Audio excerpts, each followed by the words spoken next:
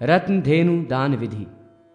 भगवान श्री कृष्ण कहते हैं, राजन, अब मैं गोलोक प्राप्त करने वाले अत्युत्तम रत्न धेनु दान की विधि बता रहा हूं। किसी पुण्य दिन में भूमि को पवित्र गोबर से लीप कर उसमें धेनु की कल्पना करें।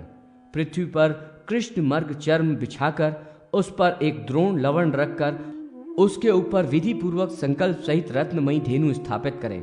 बुद्धिमान पुरुष उसके मुख में 81 पद्म रागमणि तथा चरणों में पुष्प राग स्थापित करें।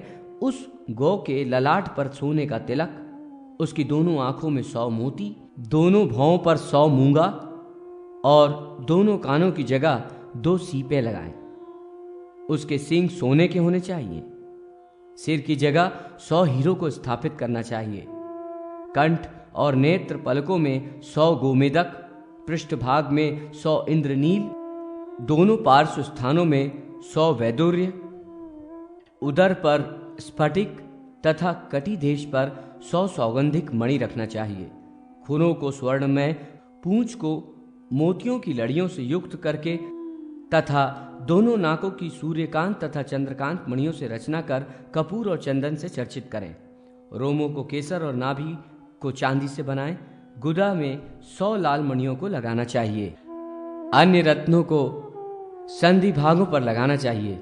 जीभ को शक्कर से, गोबर को गुड़ से और गौमूत्र को घी से बनाना चाहिए। दही दूध प्रत्यक्ष ही रखें। पूंछ के अग्रभाग पर चमर तथा स्तनों के पास तांबे की दोहनी रखनी चाहिए। इस प्रकार गौ के चतुर्थांश से बछड़ा बनाना चाहिए। इसके बाद धेनु को आमंत्रित करें।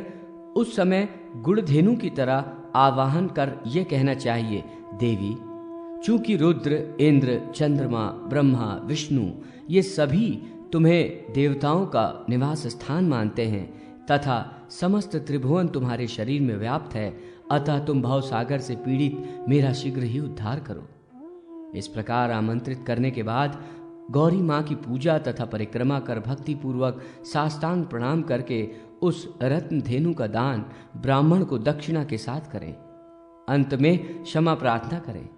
इस प्रकार संपूर्ण विधियों को जानने वाला जो पुरुष इस रत्न धेनु का दान करता है वो शिवलोक कैलाश के समेरु स्थित दिव्य शिवधाम को प्राप्त करता है तथा पुनः बहुत समय के बाद इस पृथ्वी पर चक्रवर्ती राजा होता है और उसकी संपूर्ण कामनाएं पूर्ण हो जाती।